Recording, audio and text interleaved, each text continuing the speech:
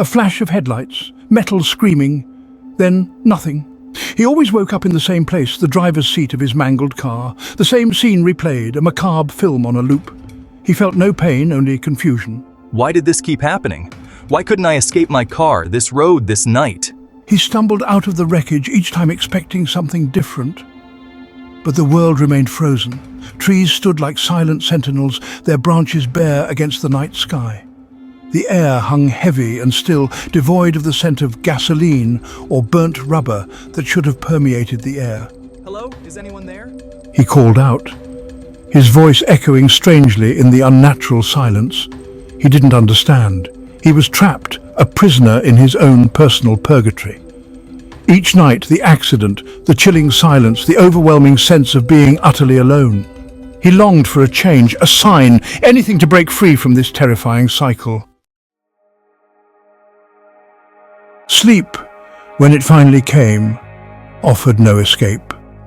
His dreams were haunted by a woman's voice, soft and familiar, yet tinged with a sorrow he couldn't comprehend.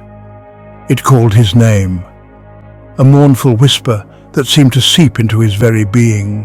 They're all right. They're strong, just like you. He saw her face, blurred and indistinct, yet he knew those eyes, filled with a love that tore at his heart. She spoke of their children, their laughter echoing through the dreamscape like distant chimes. He strained to reach them, to feel their small arms around him, but they remained just out of grasp, their presence as fleeting as smoke. I miss you. Oh, how I miss you. Her words washed over him, speaking of a life he couldn't recall, a future they would never share. Her voice heavy with a grief he couldn't understand. Her words echoed in the silence, a promise and a lament all at once. In the real world, a woman wept. She sat in a room filled with the soft glow of candlelight, her tears falling onto a photograph clutched in her hand. It was him, his face frozen in a moment of joy, a stark contrast to the terror that had become his reality. Every night I perform the same ritual, a desperate attempt to pierce the veil separating us. She traced his features with a trembling finger, her heart aching with a loss that felt as raw as the day it happened.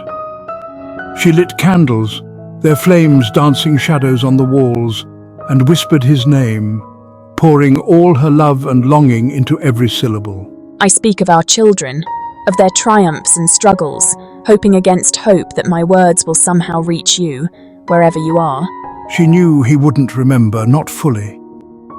But perhaps, on some level, he would feel her presence. A flicker of warmth in the cold abyss she feared had swallowed him whole. Perhaps her love, her memories, could serve as a beacon, guiding him through the darkness, offering him a glimmer of hope in the face of oblivion. One night, something shifted. As I stumbled from the wreckage, a faint warmth touched my skin. It was like the memory of sunlight, a distant echo of something he couldn't quite place. I looked around, my eyes scanning the desolate landscape, searching for the source of this unfamiliar sensation. The air remained still, the silence unbroken, yet something was different. I felt drawn forward, compelled to move by an unseen force. He walked until he reached a clearing, the wreckage of his car fading into the distance, and then he saw it, a single, flickering light in the distance. It pulsed with a gentle rhythm, beckoning me closer, promising a haven from the cold emptiness that surrounded me. He walked towards the light, his heart pounding with a mixture of hope and trepidation. As I drew closer, I thought I heard a voice, a soft whisper carried on the wind. It spoke my name, and in that single, heart-wrenching syllable, I felt a flicker of recognition, a spark of something long forgotten. The light grew stronger, pushing back the darkness that had held him captive for so long. I reached out, my hand trembling as I approached the source of the light. He could almost feel it now, the warmth of another presence, the echo of a love that transcended the boundaries of life and death. But the question remained, would I ever truly understand? Would I ever remember who I was, who I had left behind? Would he ever break free from the chains of his spectral existence and find peace in the embrace of the afterlife? Or was he destined to wander this desolate landscape for all eternity, forever tethered to the night of his demise, forever seeking a truth that lay just beyond his grasp. Only time would tell.